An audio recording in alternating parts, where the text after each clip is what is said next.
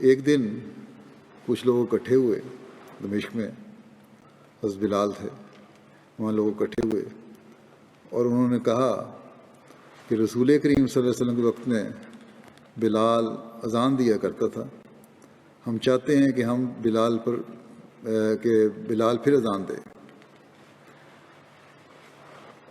انہوں نے بلال سے کہا، بلال نے انکار کر دیا، نہیں میں اذان نہیں اب دے سکتا۔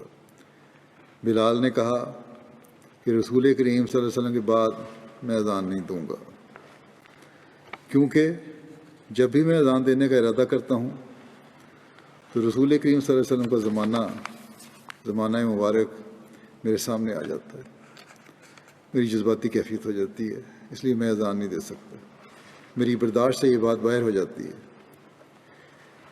حضرت عمر بھی ان دنوں دمشق میں آئے ہوئے تھے، اتفاق سے ان کا بھی دورہ تھا۔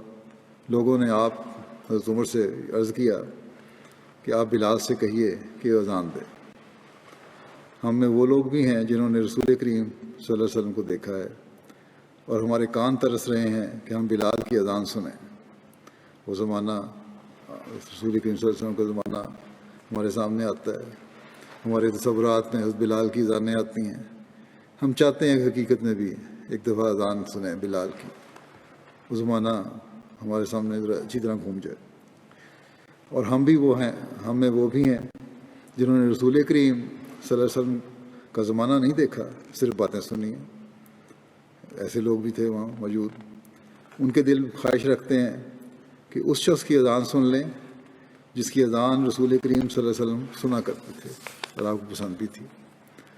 حضرت عمر نے بلال کو بلایا اور فرمایا، لوگوں کی خواہش ہے کہ آپ اذان دیں۔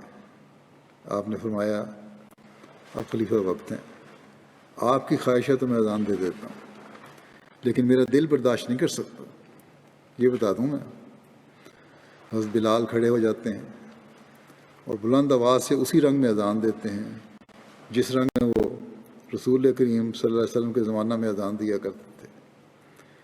رسول کریم صلی اللہ علیہ وسلم کے زمانہ کو یاد کر کے آپ کے صحابہ جو عرب کے باشندے تھے یہ اذان سنتے ہیں تو ان کی آنکھوں سے آنسو جاری ہو جاتے ہیں اور بعض کی چیخیں بھی نکل گئیں۔ حضرت بلال اذان دیتے چلے جاتے ہیں اور سننے والوں کے دلوں پر رسول کریم صلی اللہ علیہ وسلم کے زمانے کو یاد کر کے رقت طاری ہو جاتی ہے۔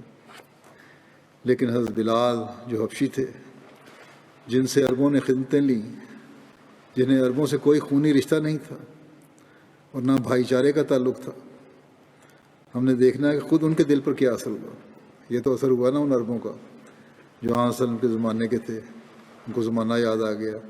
جو نہیں تھے اس زمانے کے عرب، ان کو بھی وہ باتیں یاد آ گئیں، رقت طاری ہو گئی، یا ایک دوسرے کو دیکھ کے رقت طاری ہوئی۔ لیکن حضرت بلال جو عرب بھی نہیں تھے، غلام بھی تھے، ان کو اس اذان سے کیا اثر ہوا؟ کہتے ہیں کہ وہ اذان ختم کرتے ہیں، حضرت بلال جب اذان ختم کرتے ہیں تو بے ہوش ہو جاتے ہیں، یہ اثر ہوتا ہے، اور چند منٹ بعد فوت ہو جاتے ہیں۔ یہ گواہی تھی غیر قوموں کی رسول کریم صلی اللہ علیہ وسلم کے اس دعویٰ پر کہ میرے نزدیک عرب اور غیر عرب میں کوئی فرق نہیں۔ یہ سب سے بڑی گواہی ہے۔ یہ محبت اور عشق جو غیر عرب قوموں نے آپ کے لیے دکھایا، یہ ہے وہ سچی گواہی، عملی گواہی کہ آن رسول اللہ نے جو فرمایا کہ عرب اور غیر عرب میں کوئی فرق نہیں، تو یہ ہے اس کا اظہار۔ یہ گواہی تھی غیر قوموں کی جنہوں نے آپ کی محبت بھری آواز کو سنا اور اس کا اثر جو انہوں نے دیکھا، اس نے اسے یقین کروا دیا کہ ان کی اپنی قوم ان سے وہ محبت نہیں کر سکتی جو محبت رسول کریم صلی اللہ علیہ وسلم ان سے کرتے تھے۔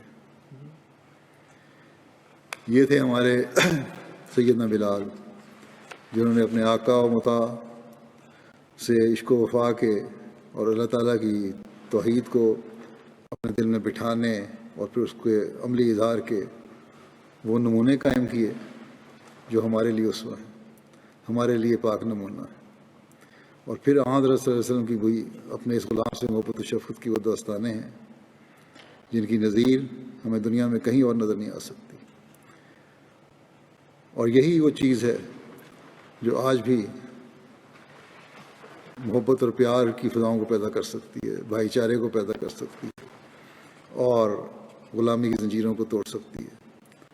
بس آج بھی ہماری نجات اسی میں ہے کہ توحید کے قیام اور عشق رسول عربی کے ان نمونوں پر قائم ہوں.